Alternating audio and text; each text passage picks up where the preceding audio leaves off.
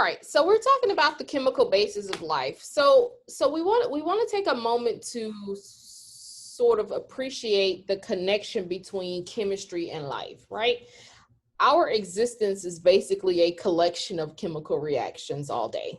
And so we need to sort of understand this chemical foundation for our existence. And so the introduction to today's talk is that, yes, knowledge of chemistry is essential for understanding organisms and how they function.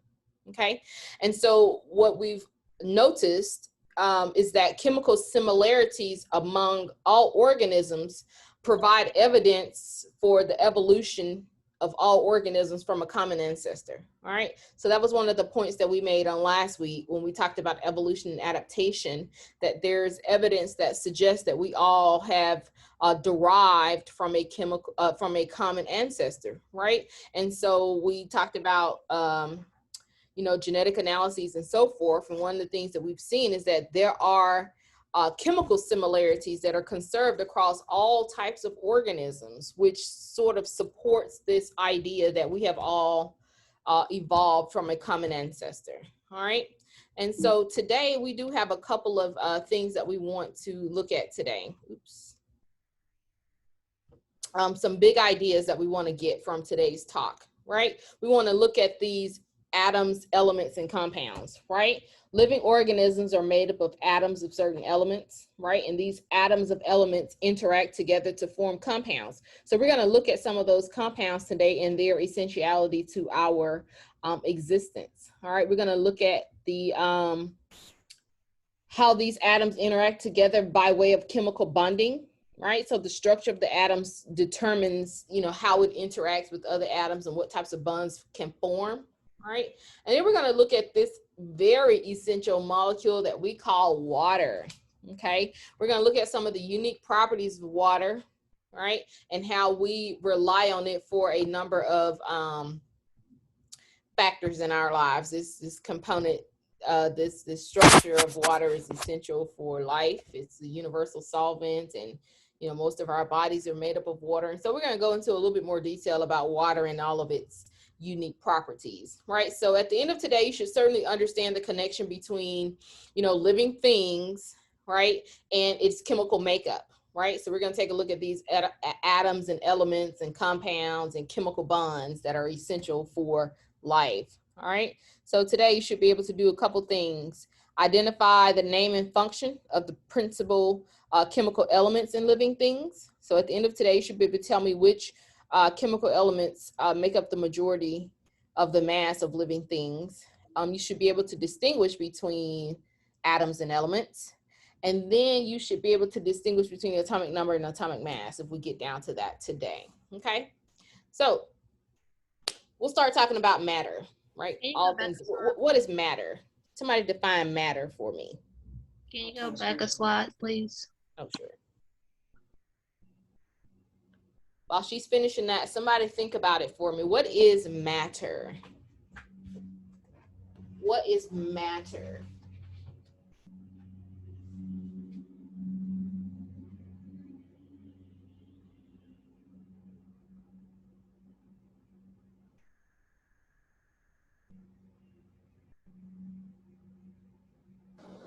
Matter is anything that has like volume or mass. Right. Okay. So matter is anything that has mass and takes up space, right? So anything that has mass and takes up space is called matter, right? So everything around us that we can see is matter. There's three different types of matter. We have our solid, liquids, and gases, right? So we're kind of clear about that, all right? All things contain matter, all right? Living things are composed of matter.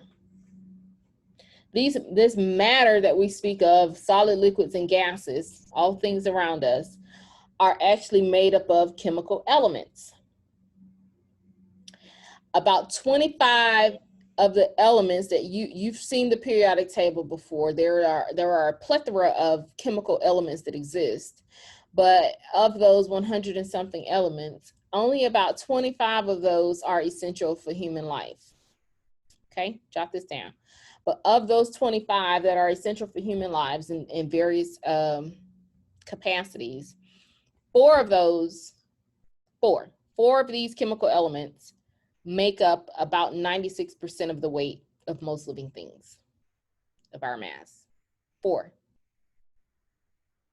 So at the end of today, you should have a great grasp of the 4 chemical elements that make up about 96% of the mass of living things. So that's all living things.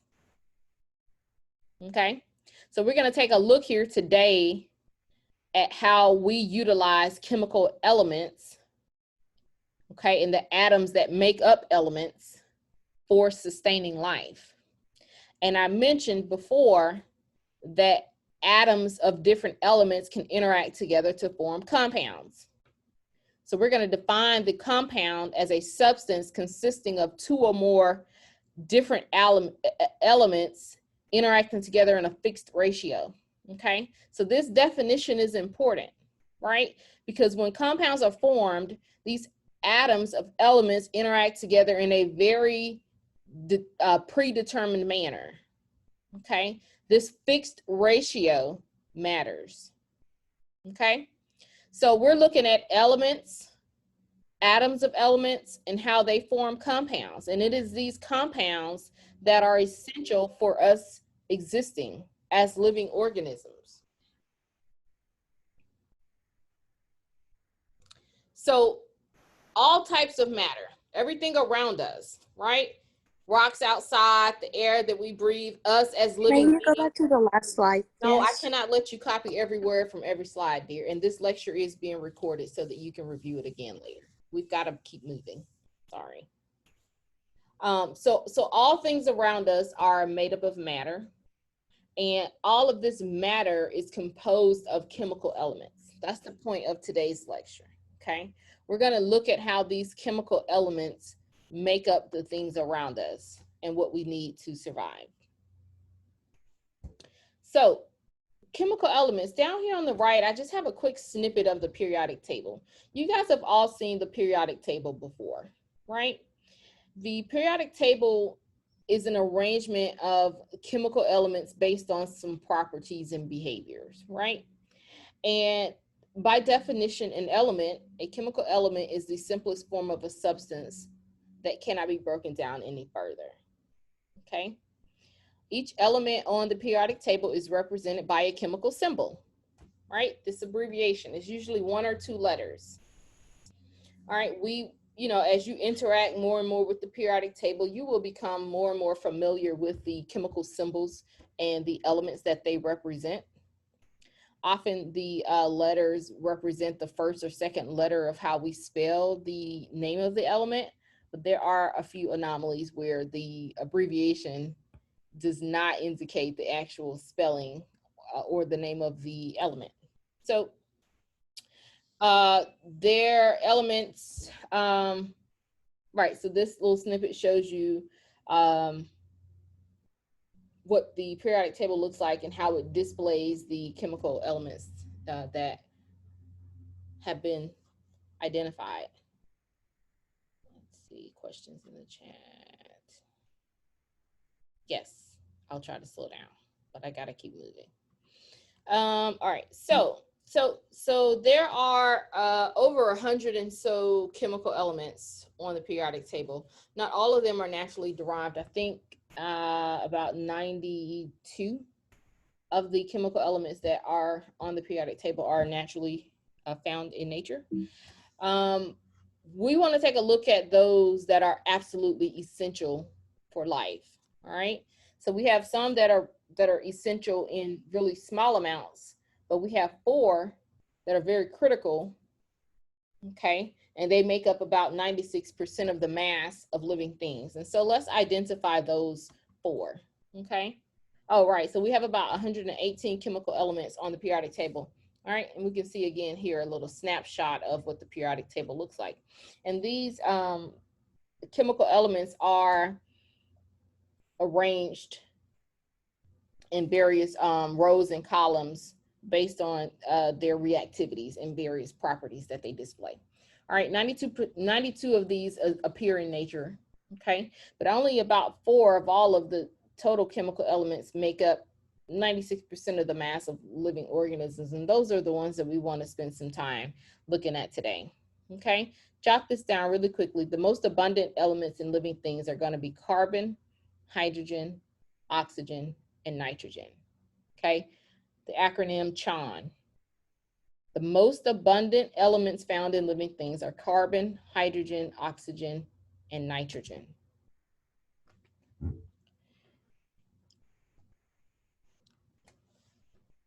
Let's look at the roles of some of these abundant elements and the roles that they play in living things.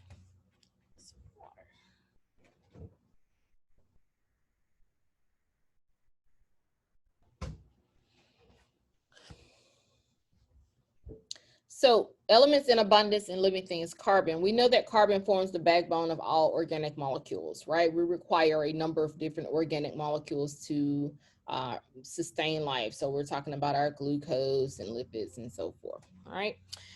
Hydrogen. Hydrogen is mostly found in water. We know that we're mostly made up of water, so this is obviously an essential element. This water is important for transporting nutrients, removing waste, lubricating organs, regulating our body temperature. This water is a very essential molecule for sustaining life, right? And this is where we find our hydrogen. We know that the chemical formula for water is H2O, which means that there's also oxygen present in this molecule, right?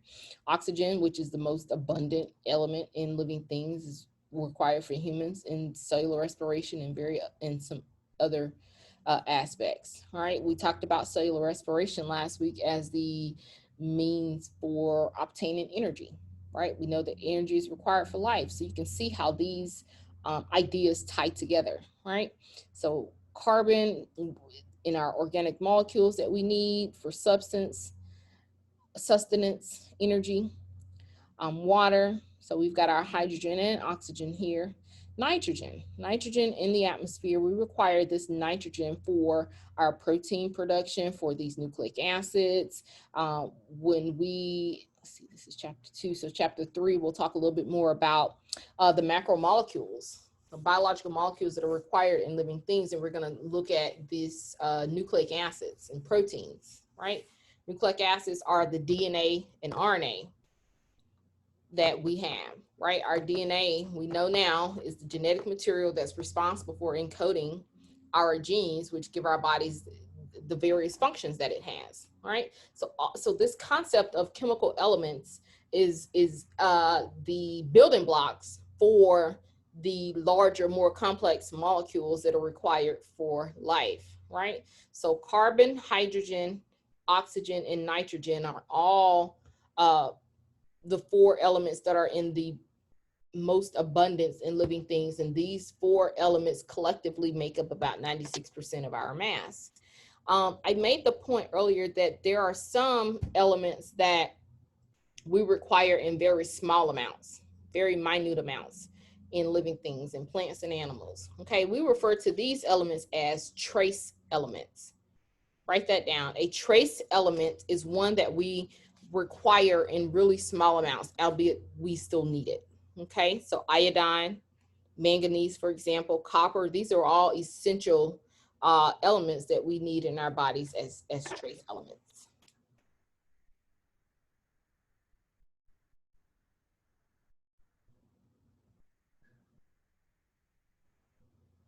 What questions do we have about this? Okay, so there are a number of chemical elements that exist, but we want to spend our time focusing on those that are required for living organisms. All right. Trace elements are common additives to food and water. All right. Some we use to prevent diseases. For example, fluoride, right? I know there's kind of debate about this, but it's true at this point that fluoride is usually added to our water supply. Okay. And it's added to dental products to help reduce tooth decay. Right?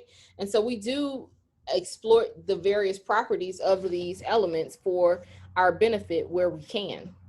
Okay, several chemical elements are added to our foods to help preserve it, to make it more nutritious, to make it look better in terms of color. For example, like our milk, we know we can fortify our milk with iron and potassium or calcium, whatever, you know, other nutritious benefits that we can get from adding these chemical elements. We can do that. Okay, and so again, these are very important additions to supporting life. All right, so we have our elements that are in abundance, our acronym CHON: carbon, hydrogen, oxygen, and nitrogen. All right, they're in great abundance. We're very clear on their role. We need carbon, we absolutely need hydrogen and oxygen, and we absolutely need that nitrogen, no question. All right, but then we have these trace elements, right? And you should also understand and be able to intelligently discuss these trace elements. Although they're found in really small amounts, they are very important. They play very important roles in our lives, again, helping to keep us well, keep us healthy, provide us with the nutrients that we need, prevent diseases. This is just a schematic for those of us that are visual. All right, we said that living things are made up of certain atoms of certain elements, right? And we know that these atoms of elements are interacting together to form compounds, right? So there are a number of different compounds that we can find, all right? But if we just look at this breakdown here, this human representation of the chemical elements in our bodies, this red represents what element that's in the most abundance percentage wise? Just looking at this schematic. What element is in the greatest abundance here?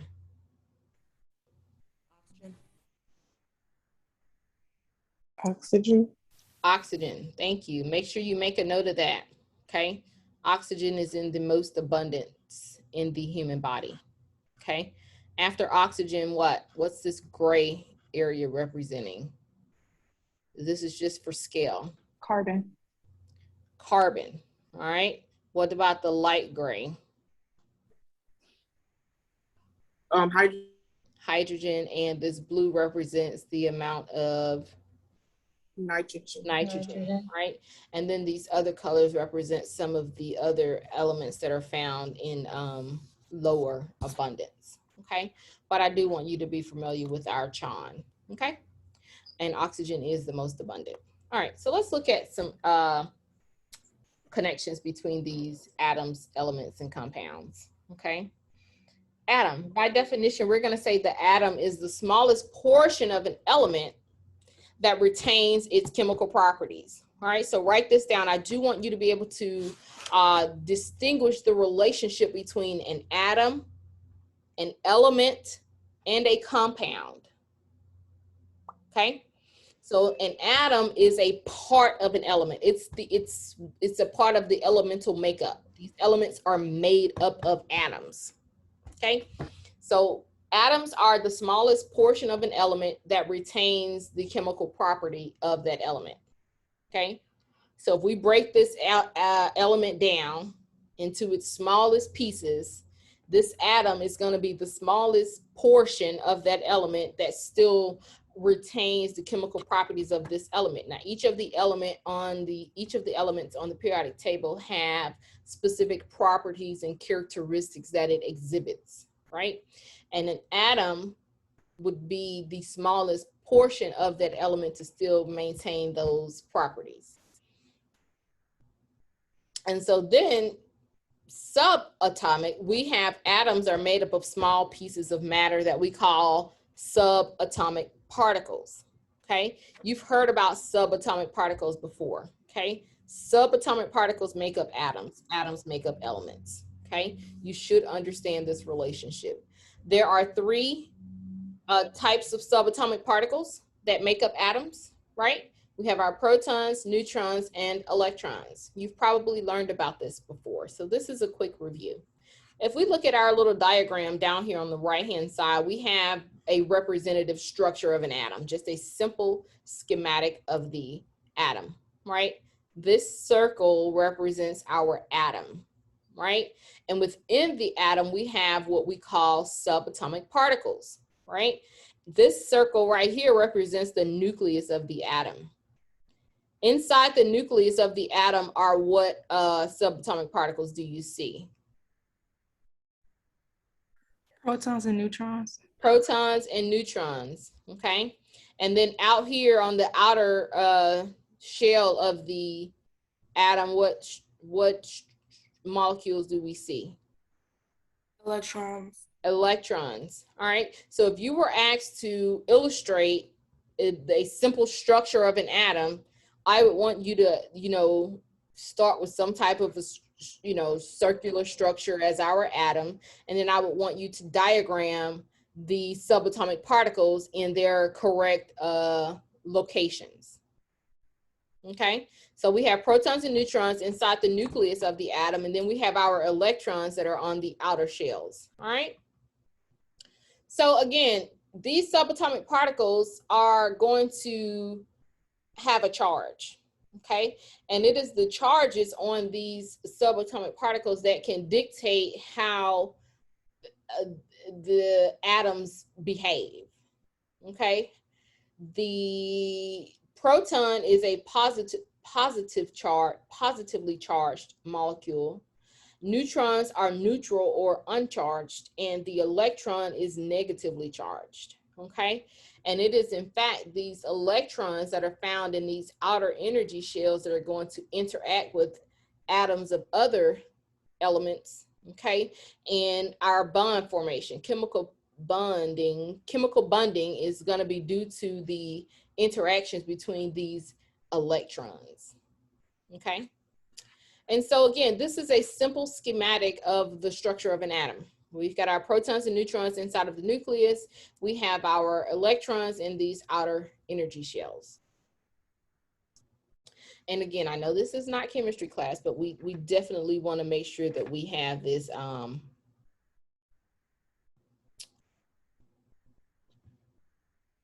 understanding. Okay.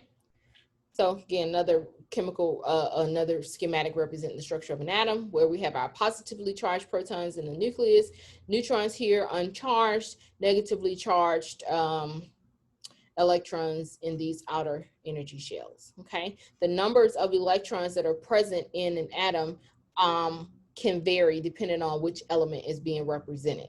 Okay, so this is our next important point. We can use the structure of the atom to identify which element is being represented.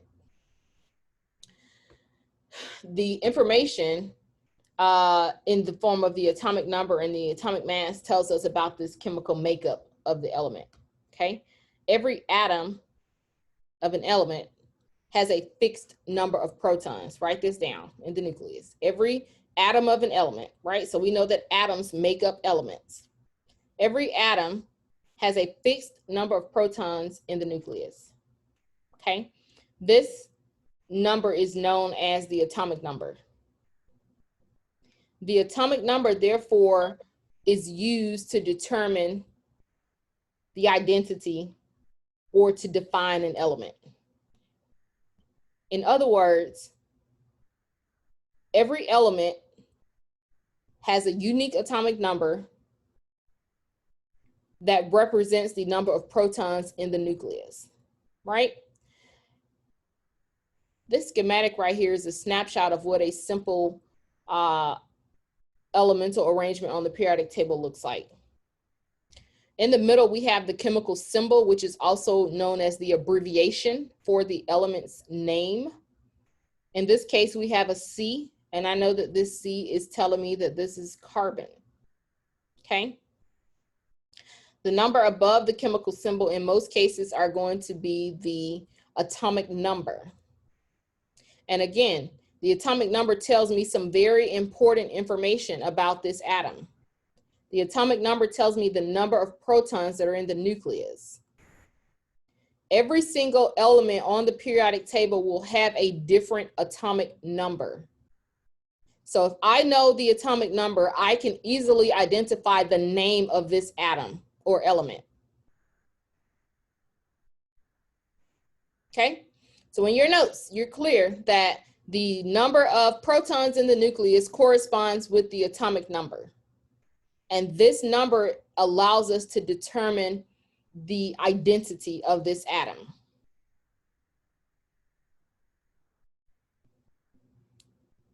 So if I told you on a quiz and I said, well, this element has an atomic number of 19, what element is this? You would go to your periodic table, you would find the element that has an atomic number of 19 and give me the name of that element. Likewise, I could say, please identify the element that has 24 protons in the nucleus.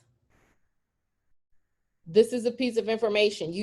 I'm not going to require you to memorize all of the names of the elements and the number of protons in the nucleus and number of neutrons, but I do expect you to be able to use the information. I would give you the periodic table, but you need to be able to use it. Okay. If I ask for you to tell me the element that had 14 protons in the nucleus, then you need to go out and find out which element on the periodic table has an atomic number of 14, right? Because the atomic number corresponds to the number of proteins in the nucleus. What questions do we have about this before I keep moving?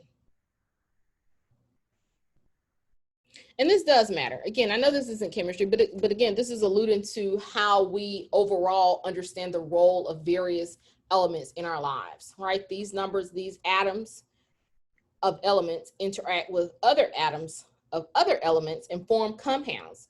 And it is these compounds that are essential for us existing, okay? For example, water, absolutely essential, okay? We've got atoms of two different elements interacting together. We've got hydrogen, we've got oxygen interacting together in that fixed ratio, right? Making water, absolutely essential. There are a number of other compounds that we absolutely require for sustaining life. And so that's why we want you to just understand some of this background knowledge. All right, so identifying atoms and elements. I just kind of made the point that we can look at the structure of the atom, this atomic diagram here, and we can determine a lot from this. We can identify an atom or an element by name just looking at the atomic structure. So if I were to show you this entire schematic on a quiz and I marked out here that this is a carbon atom, you should be able to tell me how I know this is a carbon atom. So if you didn't see this word carbon right here, how would you use the structure that's arranged here to identify which element is present? Someone walk me through that.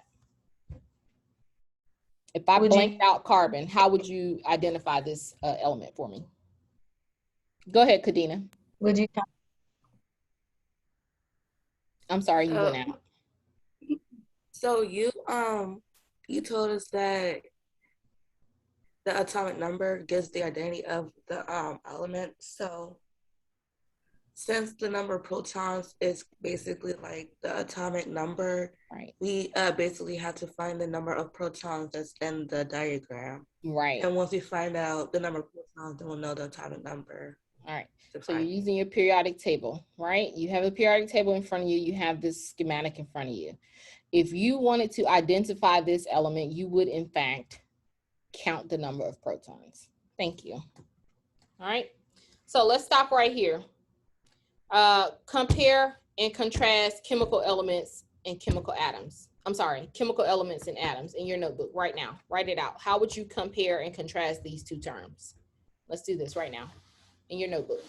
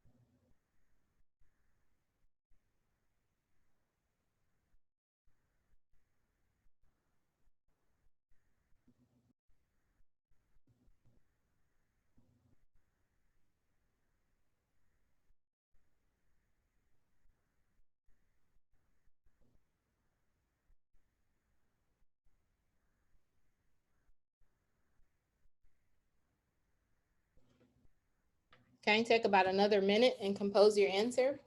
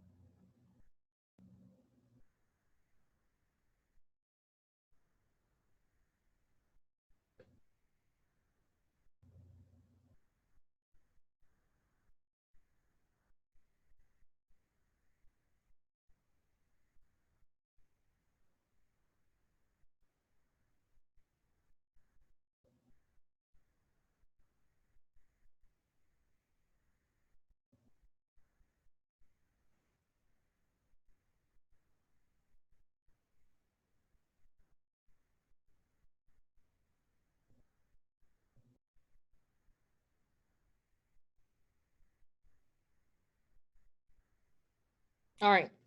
Somebody read me your answer. How would you respond to this checkpoint question? What is the relationship between chemical elements and atoms?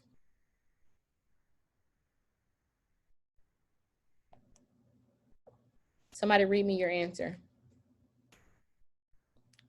Go ahead, Kadena. So I said that elements are like the most simple form of substance that make up things everywhere in nature. They also make up our bodies as organisms. And atoms are the last unit structures that make up matter and are virtually unbreakable. And atoms are a part of elements, therefore elements could essentially be made up of atoms as well. However, atoms are made up of subatomic particles like protons and electrons. Right. So I think you did hit like all the key elements here. We're trying to establish this connection that these chemical elements, right, that sustain life are made up of atoms. So we say that atoms are the building blocks of elements. Okay. And so we know that these various properties of atoms, namely the makeup of the arrangement of the subatomic particles, will give these atoms specific properties, which are characteristic of this element. Okay, each element on the periodic table has a very specific properties. All right, and the arrangement of elements on the periodic table is based on the properties, the chemical properties and makeup. all right? And they are arranged in groups and families based on that, all right? So thank you, all right? Let's look at one more piece of information on the periodic table. That is the atomic mass, okay? The atomic mass is determined by adding the protons plus neutrons in the nucleus, right? This mass of an atom indicates how much matter this atom contains. Write that down, right? Our atomic mass gives us some more information about this element. It's telling us how much matter it contains, right? We express the atomic mass in atomic mass units, all right? So again, I have our simple representation here of what a chemical element can look like on the periodic table. Now, keep in mind, you will see varying iterations of the periodic table. Some have more information, but this is basic information that you will find on the periodic table, all right? Oftentimes, the atomic number is going to be found above the chemical symbol, and the atomic mass is going to be found below. One way you can tell them apart is that the atomic number is always going to be a whole number, right? Where your atomic mass may contain a decimal, right? Our chemical symbol is always going to be either one letter or two letters, all right? So we said the atomic mass is found by adding the protons plus neutrons, all right? So you can expect situations where you may have to do a little math, right? If I ask you some questions, I would expect you to be able to put together very simple equations to determine missing pieces of the puzzle, right? We know that the atomic number tells us the number of protons. So if you have the atomic mass and the atomic number, you can determine the number of neutrons, okay? And you can manipulate this equation in whatever way that you need to answer a question that you may be asked, okay? Checkpoint question, and we'll stop here today. Which subatomic particle determines the atomic number? Write this answer in your notebook. These are checkpoint questions. The point of these are to make sure that you're getting these concepts, and these are questions you can expect to see again. Which subatomic particles determine the atomic number of an element? Which subatomic particles determine the atomic mass?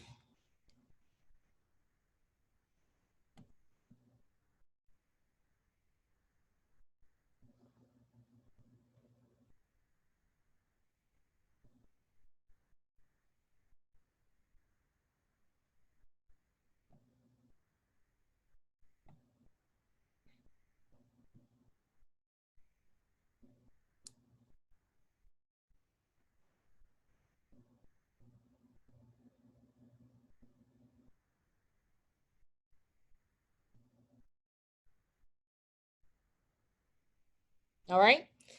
Now, which subatomic particle determines the atomic number? What's the answer? Protons.